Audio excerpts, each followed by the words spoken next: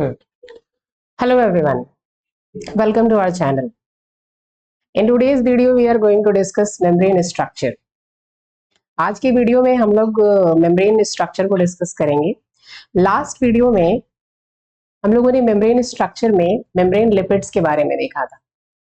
तो अगर आप लोगों ने लास्ट वीडियो नहीं देखा है तो please go through that video. उसमें हम लोगों ने देखा था मेम्ब्रेन स्ट्रक्चर में मेम्ब्रेन के कंपोनेंट्स के बारे में और हम लोगों ने मेम्ब्रेन लिपिड्स के बारे में देखा था. ठीक है, तो मेम्ब्रेन लिपिड्स में we have discussed about the glycerophospholipids. In the first lecture we have discussed about the glycerophospholipids और they are also known as phosphoglycerides. ठीक है, तो लास्ट लेक्चर में हमने इसके बारे में देख लिया था कि ग्लिसरोफॉस्फोलिपिड्स जो हैं basically they are made up of glycerol, they are made up of glycerol, fatty acid chains, and a phosphorylated head group. In the last lecture we have discussed the phosphoglycerides and glycerophospholipids. ठीक है, हमने इसके types भी देखा था कि कैसे इसका नोमेनक्लेचर हम करते हैं of all the different types of glycerophospholipids. In today's video we will discuss the two remaining membrane lipids. आज हम लोग देखेंगे बाकी के दो बचे हुए membrane lipids, that is sphingolipids and sterols. ठीक है, तो लेट्स डिस्कस कि स्फिंगोलिपिड्स क्या होते हैं और स्टीरोल्स क्या होते हैं. So these are the three type of membrane lipids. चलिए देखते हैं कि व्हाट आर स्फिंगोलिपिड्स.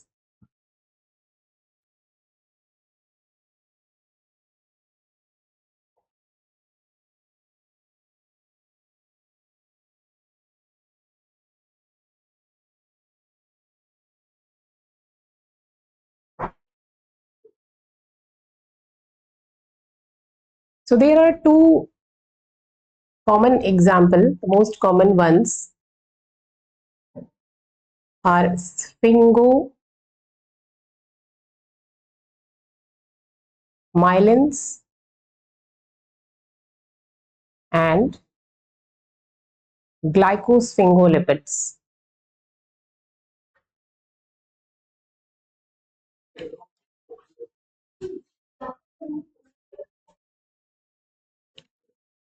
तो स्फिंगोलिपिड्स में आज हम इन दो मेम्ब्रेन लिपिड्स के बारे में पढ़ेंगे, स्फिंगोमाइलिन्स एंड ग्लाइकोस्फिंगोलिपिड्स. ठीक है,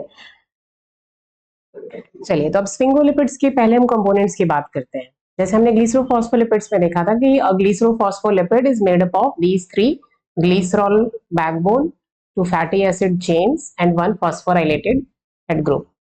ठीक है, अब स्फिंगोलिपिड्स की बात करते हैं कि what are the different components that make a sphingolipid.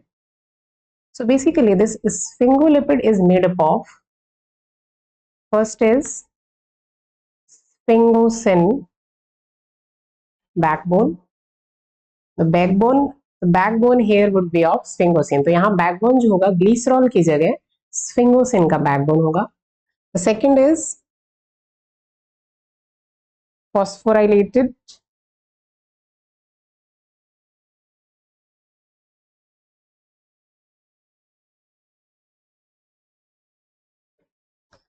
head group, and the third is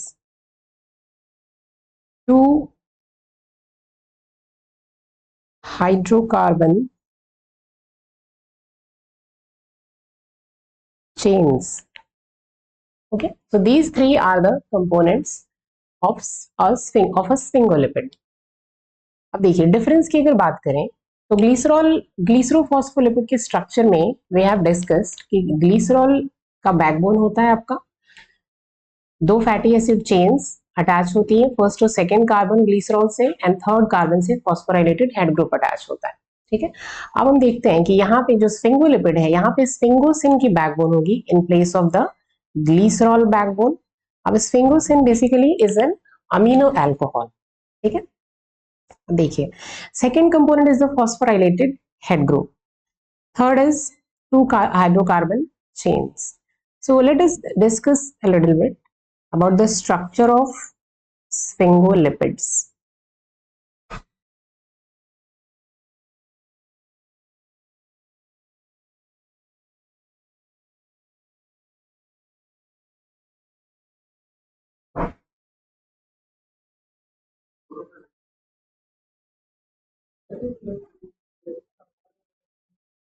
Basically this is a sphingosine backbone.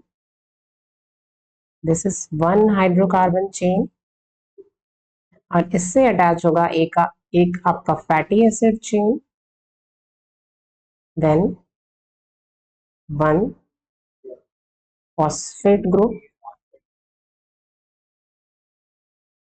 and with this phosphate either choline will be attached or ethanol amine will be attached.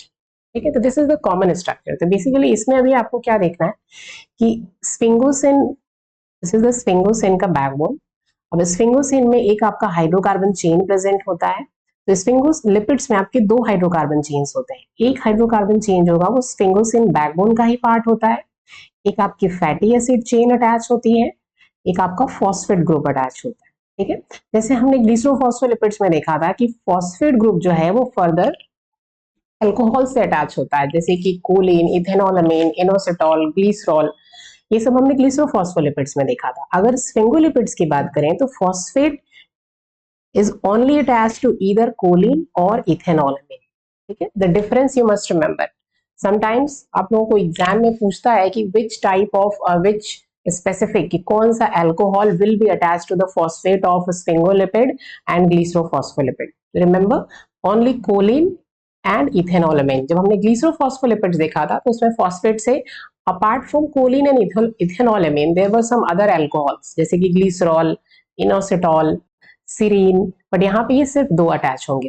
ठीक है, तो this is the basic structure. चलिए अब हम स्फिंगोमाइलिन्स और glycosphingolipids दोनों का individual structure देखते हैं. So let us see the structure of sphingomyelin and glycosphingolipids and what is the difference between them and what is the difference in their structure.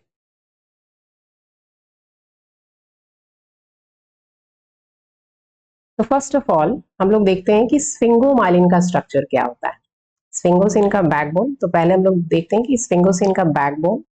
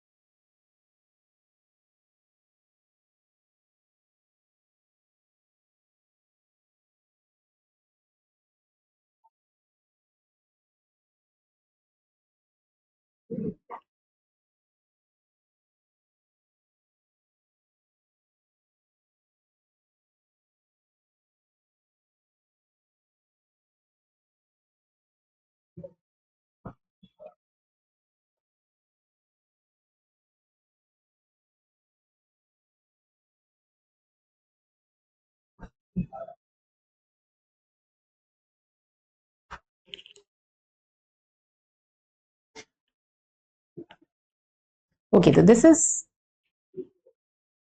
we are discussing the structure of sphingomyelin.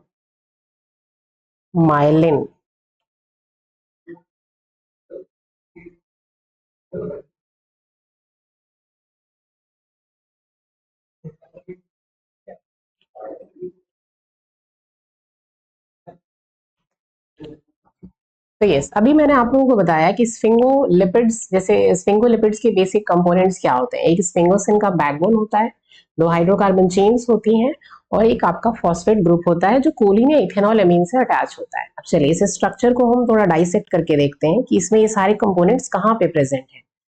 तो ये जो है आपका, this is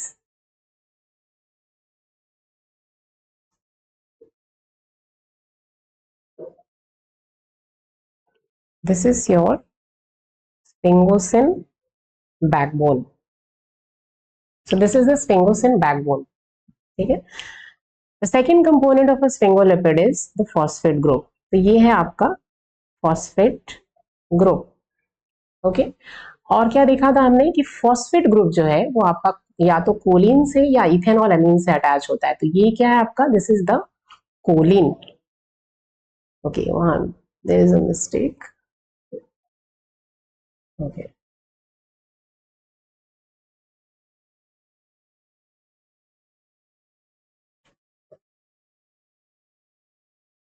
Okay.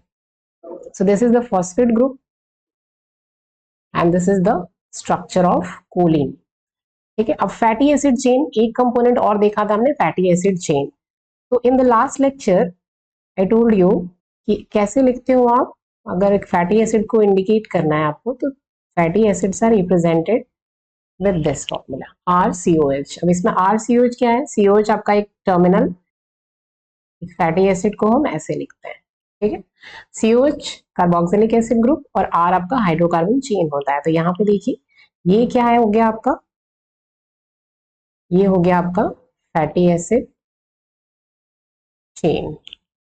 Okay, अब देखिए this is the structure of sphingomyelin. Don't worry about that कि आपको structure याद करने की जरूरत नहीं है, हमें सिर्फ यहाँ पे समझना है कि एक स्फिंगोलिपिड जो है वो किन कंपोनेंट से मिलके बना होता है. ठीक है, तो देखिए this is the sphingosine backbone.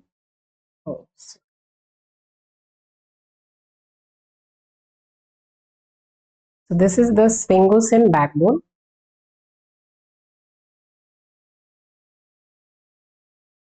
Okay, this is your sphingosine backbone. This is the phosphate group which is attached to choline. या तो ये choline से attach होगा या फिर इथेनॉलेमीन से. ठीक है, this is the fatty acid chain. ये आपकी fatty acid chain है.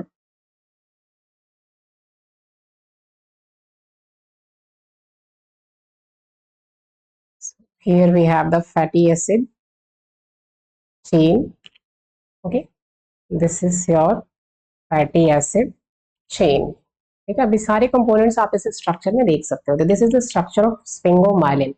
अब CSIR में कई बार आप लोगों को बॉन्ड्स पे पूछता है कि कौन से बॉन्ड्स प्रेजेंट होते हैं. देखिए फॉर एग्जांपल यहाँ पे जो फैटी एसिड चेन है, जैसे हमने ग्लीसरो, आप लोग लास्ट वीडियो जाके देख सकते हैं कि जैसे हमने ग्लीसरॉल में देखा था, ग्लीसरोफॉस्फोलिपिड में देखा था कि ग्लीसरॉल के बैकबोन से जब ये दो फैटी एसिड चेन अटैच होती हैं तो किस बॉन्ड के थ्रू अटैच होती हैं, वहां पे ईस्टर बॉन्ड होता है. ठीक है, ईस्टर बॉन्ड के थ्रू दो फैटी एसिड चेन और फॉस्फेट हेड ग्रुप अटैच होता है. यहाँ पे देखिए, यहाँ पे स्फिंगोसिन के बैकबोन से जब आपका फैटी एसिड चेन अटैच होता है तो यहाँ पे आपका बॉन्ड कौन सा होता है? This bond is amide bond. ठीक है, this bond is not ester bond, this is the amide bond. तो ये आप लोगों को ध्यान में रखना है कि फैटी एसिड चेन स्फिंगोसिन के बैकबोन से कैसे अटैच होती है. ठीक है, फॉस्फेट जो है और यहाँ पे जो भी कोलिन या इथेनॉल उनके बीच में ईस्टर बॉन्ड. ठीक है, so this is the structure of a sphingomyelin. ठीक है, अब नेक्स्ट टाइप हम देखते हैं स्फिंगोलिपिड का, दैट इज द ग्लाइकोस्फिंगोलिपिड्स. ठीक है, this diagram will also help you to understand. Okay, wait a minute.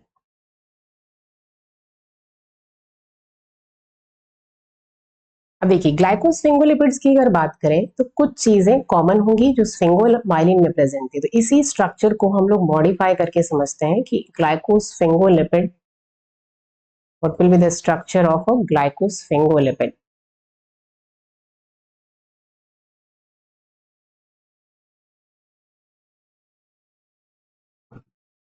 अगर ग्लाइकोस्फिंगोलिपिड्स की बात करें तो स्फिंगोमाइलिन और ग्लाइकोस्फिंगोलिपिड्स में द बेसिक डिफरेंसेस, अब the name is indicating glyco मतलब यहाँ पे कार्बोहाइड्रेट्स, शुगर रेसिड्यूज प्रेजेंट होंगे आपके स्फिंगोलिपिड के स्ट्रक्चर. चलिए देखते हैं. अगर ग्लाइकोस्फिंगोलिपिड्स की हम कंपोनेंट्स की बात करें तो ग्लाइकोस्फिंगोलिपिड्स इज बेसिकली, यहाँ पे भी आपका स्फिंगोमाइलिन के जैसे ही एक स्फिंगोसिन का बैकबोन होगा. ठीक है, one sphingosine backbone. Then the second one is, यहाँ पे भी दो आपकी हाइड्रोकार्बन चेन्स होंगी,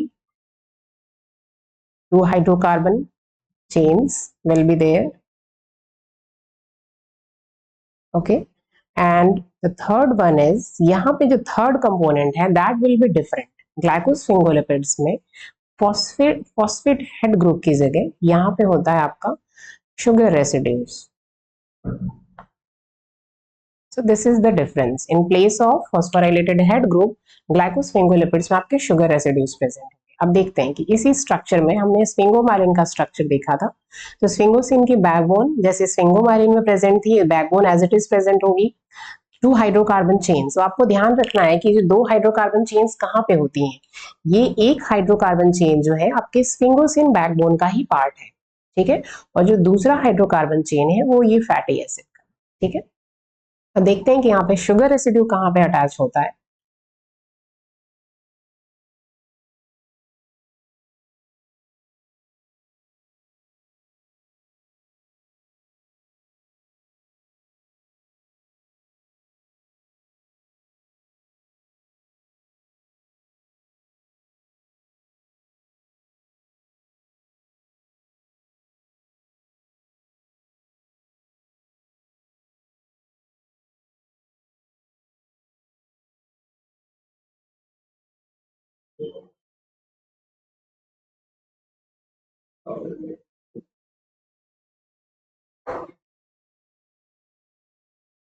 ओके, तो देखिए ग्लाइकोस्फिंगोलिपिड में हमने क्या देखा था कि स्फिंगोमाइलिन और ग्लाइकोस्फिंगोलिपिड में सिर्फ एक डिफरेंस है कि यहाँ पे फॉस्फेट हेड ग्रुप की जगह, फॉस्फोराइलेटेड हेड ग्रुप की जगह यहाँ पे क्या होगा आपका शुगर रेसिड्यू। फॉर एग्जांपल देखिए बाकी के जो कंपोनेंट्स हैं वो सेम होंगे, जैसे कि ग्लाइकोस्फिंगोलिपिड्स में भी आपका ये स्फिंगोसिन का बैकबोन है। So this is the sphingosine backbone,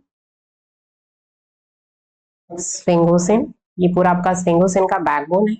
दूसरा कंपोनेंट हमने क्या देखा था, फैटी एसिड चेन्स। तो फैटी एसिड हाइड्रोकार्बन चेन्स, तो यहाँ पे ये स्फिंगोसिन में एक हाइड्रोकार्बन चेन प्रेजेंट होती है, दूसरा यहाँ पे आपका फैटी एसिड में, ये जो फैटी एसिड में ये आर क्या है आपका हाइड्रोकार्बन चेन, तो एक हाइड्रोकार्बन चेन आपकी यहाँ प्रेजेंट होती है, ठीक है।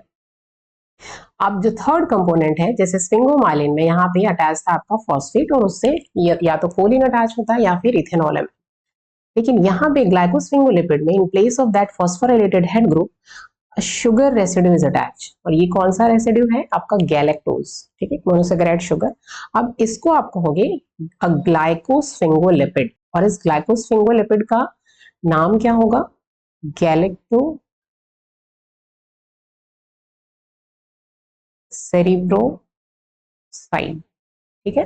This glycosphingolipid is called galactocerebroside. अब गैलेक्टोसेरिब्रोसाइड हमने क्यों नाम दिया है, बिकॉज द शुगर रेसिड्यू जो अटैच है वो क्या है आपका गैलेक्टोज, ठीक है। ग्लाइकोस्फिंगोलिपिड्स को इसके भी दो एग्जांपल्स होते हैं आपके, there are two common examples of glycosphingolipid. The first one is cerebrosides, cerebrosides, and the second one is gangliosides। तो ये हमने किसका एग्जाम्पल देखा, दिस इज अ सेरिब्रोसाइड, और इसमें galactose residue is attached to the sphingosine backbone, और इसलिए हम इसको कहते हैं गैलेक्टो सेरिब्रोसाइड, ठीक है। तो अगर हम गैंग्लियोसाइड्स की बात करें तो गैंग्लियोसाइड्स जो हैं उनके स्ट्रक्चर में भी क्या होता है आपका स्फिंगोसिन का बैकबोन होगा, 2 हाइड्रोकार्बन चेन्स होंगी, और यहाँ पे गैलेक्टोज की जगह एक से ज्यादा शुगर रेसिड्यूज अटैच होंगे, ठीक है। यहाँ पे सिर्फ गैलेक्टोज अटैच है। गैंग्लियोसाइड्स के केस में क्या होगा, they have several sugar residues, और उसमें से एक कॉमन रेसिड्यू होगा जिसको हम कहते हैं साइलिक एसिड, ठीक है, या फिर इसको और हम क्या कहते हैं NaNA, नैना, एन एसिटाइल न्यूरामेनिक एसिड। तो अगर हम गैंग्लियोसाइड्स की बात करें तो गैंग्लियोसाइड्स के स्ट्रक्चर में यहाँ पे in place of this galactose, wait a minute, यहाँ पे गैलेक्टोज की जगह दूसरे शुगर रेसिड्यूज अटैच होंगे, ठीक है, एक से ज्यादा शुगर रेसिड्यूज अटैच होंगे, ठीक है। और इन शुगर रेसिड्यू में से एक कॉमन फैक्टर होगा that is the sialic acid, N acetyl neuraminic acid, ठीक है। So this is the structure of glycosphingolipids. तो अब क्लियर है आप लोगों को स्फिंगोलिपिड्स स्फिंगोलिपिड्स में दो कॉमन एग्जांपल्स के बारे में हमें पढ़ना है। जो सबसे कॉमनेस्ट स्फिंगोलिपिड्स हैं दे आर स्फिंगोमाइलिन्स एंड ग्लाइकोस्फिंगोलिपिड्स। स्फिंगोमाइलिन्स की अगर हम बात करें तो दोनों में हमने क्या कॉमन फैक्टर देखा था कि दोनों की components first and second component यानी कि स्फिंगोसिन का बैकबोन और दो हाइड्रोकार्बन चेन्स, ठीक है, दोनों में प्रेजेंट होता है। द ओनली डिफरेंस इज कि स्फिंगोमाइलिन में आपका जो स्फिंगोसिन का बैकबोन है ये किससे अटैच होता है, यहाँ पे फॉस्फेट से, लेकिन ग्लाइकोस्फिंगोलिपिड्स के केस में ये जो आपका स्फिंगोसिन का बैकबोन है यहाँ पे फॉस्फेट की जगह क्या होगा, आपके शुगर रेसिड्यूज होंगे। एक भी हो सकता है जैसे कि सेरिब्रोसाइड में हमने देखा था कि जैसे कि गैलेक्टोज या ग्लूकोज भी हो सकता है, और एक से ज्यादा भी हो सकते हैं जैसे कि गैंग्लियोसाइड्स में, और उसमें एक कॉमन ये प्रेजेंट होता है component that is the sialic acid, ठीक है। So this is all about the structure of sphingolipids.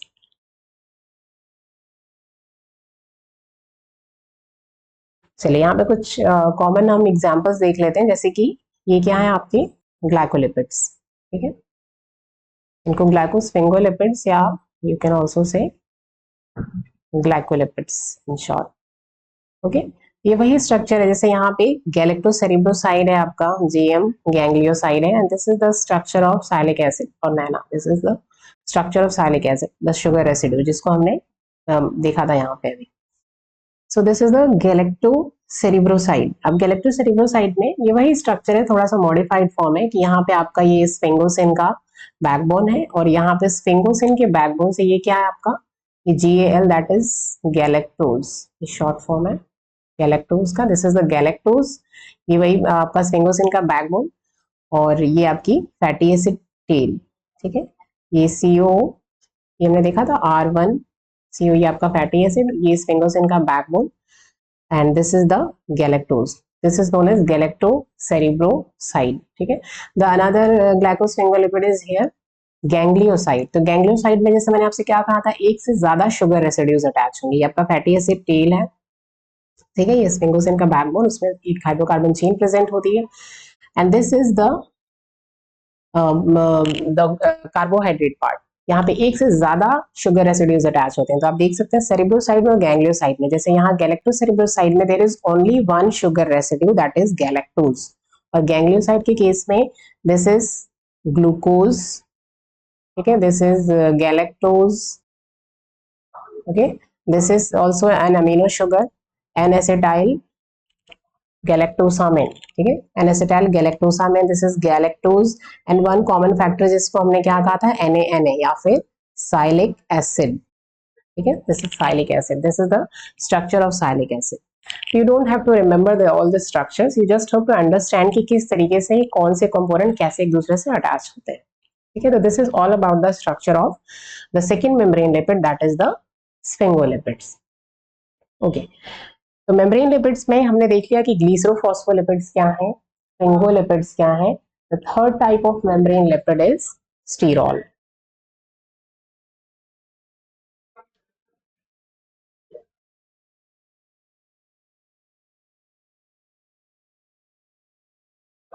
Okay. So अब स्टीरॉल्स की बात करते हैं, ठीक है।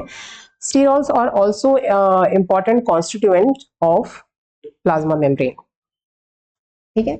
अब स्टीरॉल्स में हम पहले कुछ एग्जांपल्स देखते हैं, कुछ common example of स्टीरॉल, for example cholesterol, okay. The cholesterol, so basically the cholesterol is a major constituent of animal plasma membrane, animal plasma membrane, ये आपके एनिमल प्लाज्मा मेम्ब्रेन का एक बहुत ही इंपॉर्टेंट कॉन्स्टिट्यूएंट है। बट अब ध्यान रखिए आप लोग, कोलेस्ट्रॉल पे कई बार क्वेश्चन स्टीरॉल्स पे प्रीवियस ईयर्स में many questions have been asked कि कोलेस्ट्रॉल जो है बेसिकली एनिमल प्लाज्मा मेम्ब्रेन में प्रेजेंट होता है या प्लांट प्लाज्मा मेम्ब्रेन में प्रेजेंट होता है, प्रोकैरियोट्स में होता है या फिर यूकैरियोट्स में होता है। तो ध्यान रखिए एनिमल प्लाज्मा मेम्ब्रेन में होता है and it is absent from prokaryotes. ये कोलेस्ट्रॉल जो है वो प्रोकैरियोट्स में एब्सेंट होता है, ठीक है। If you talk about the other sterols, यहाँ पे हमने स्टीरॉल का एक एग्जांपल लिया दैट इज कोलेस्ट्रॉल, ठीक है, there are some other sterols as well. अब कुछ दूसरे स्टीरोल्स की हम बात करते हैं। फॉर एग्जाम्पल अगर हम प्लांट्स में देखें, stigmasterol and beta sitosterol. Okay, तो these two are also sterols, but ये जो है बेसिकली प्रेजेंट होते हैं, they are present in plants. Plants contain these type of sterols. Plants में भी कोलेस्ट्रॉल प्रेजेंट होता है, बहुत स्मॉल अमाउंट में होता है। Very little cholesterol is present in plants. In place of instead of cholesterol, plants में ये दो स्टीरोल्स प्रेजेंट होते हैं, और इनके नाम आप लोगों को ध्यान रखना है, क्योंकि प्रीवियस ईयर्स में इस पे भी क्वेश्चंस आपको पूछे गए हैं कोलेस्ट्रॉल पे, स्पेशली पार्ट बी में, कि प्लांट्स में ये दो स्टीरोल्स कॉमन होते हैं, स्टिग्मा स्टीरोल एंड सीटोस्टेरॉल। कोलेस्ट्रॉल जो स्टीरोल है वो आपका एनिमल प्लाज्मा मेम्ब्रेन का बहुत इंपॉर्टेंट कॉन्स्टिट्यूएंट होता है, और ये प्रोकैरियोट्स में एब्सेंट होता है। ठीक है, अब स्टीरोल्स में हम कोलेस्ट्रॉल के स्ट्रक्चर को डिस्कस करते हैं। कोलेस्ट्रॉल का स्ट्रक्चर और उसका क्या रोल है। Okay, so this is the structure of cholesterol. ठीक है, इतना आपको अभी पूरा स्ट्रक्चर रटने की जरूरत नहीं है, सिर्फ इसके बेसिक जो कॉन्स्टिट्यूएंट है उसको आपको समझना है।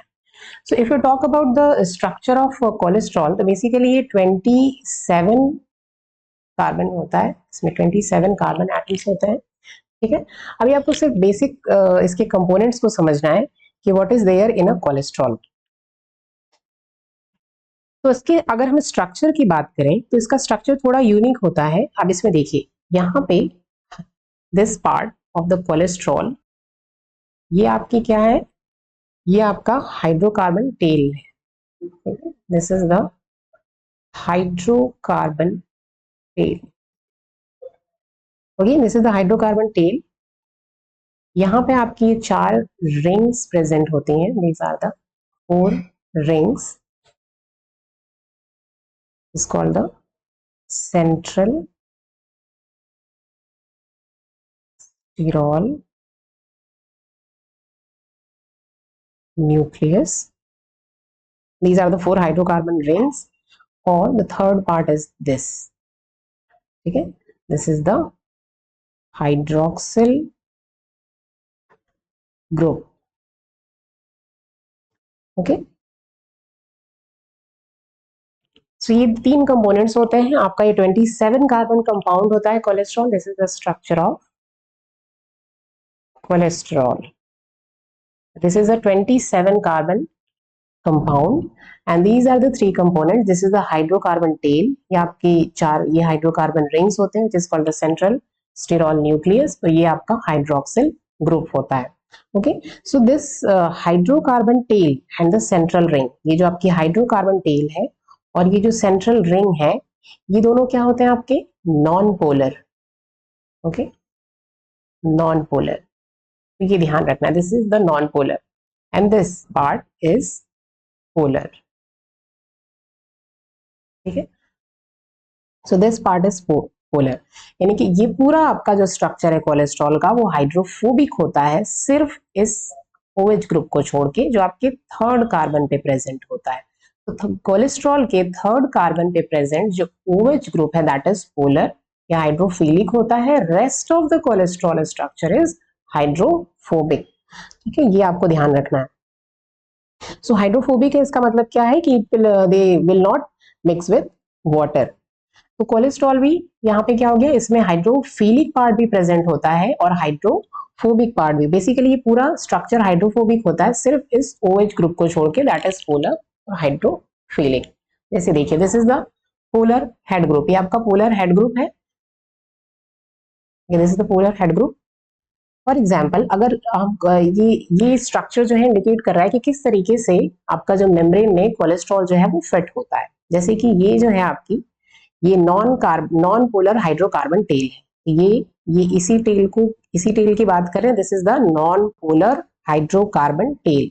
ठीक है, फिर रिजिड स्टेरॉइड रिंग स्ट्रक्चर, ये इस स्ट्रक्चर की बात कर रहे हैं। ये आपका जो पूरा स्ट्रक्चर है, this is the rigid steroid ring structure.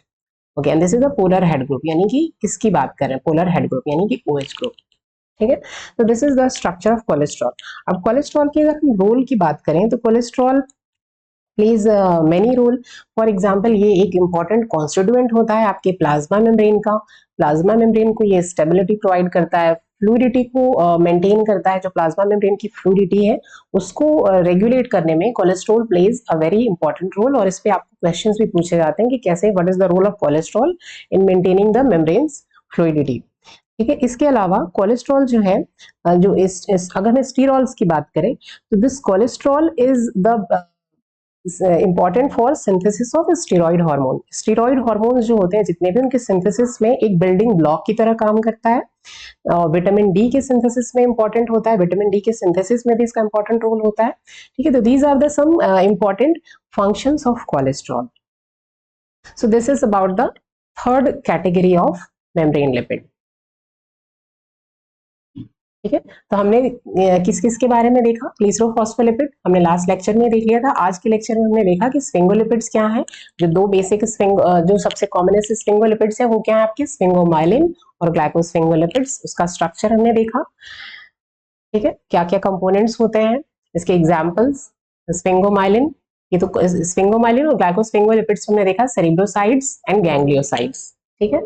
और स्टीरॉल्स में हमने देखा कि स्टीरॉल्स के कुछ एग्जांपल्स, फॉर एग्जांपल कोलेस्ट्रॉल जो एनिमल प्लाज्मा मेम्ब्रेन में प्रेजेंट होता है, प्रोकैरियोट्स में एब्सेंट होता है, और स्टिग्मा स्टीरॉल एंड सीटो बीटा सीटोस्टेरॉल जो कि प्लांट्स में प्रेजेंट होते हैं, ठीक है। So this is all about the membrane lipids. अब नेक्स्ट लेक्चर में, नेक्स्ट वीडियो में हम लोग देखेंगे मेम्ब्रेन के सेकंड कंपोनेंट के बारे में, that is the membrane proteins. So thanks for watching, subscribe to our channel for the regular updates. Thank you.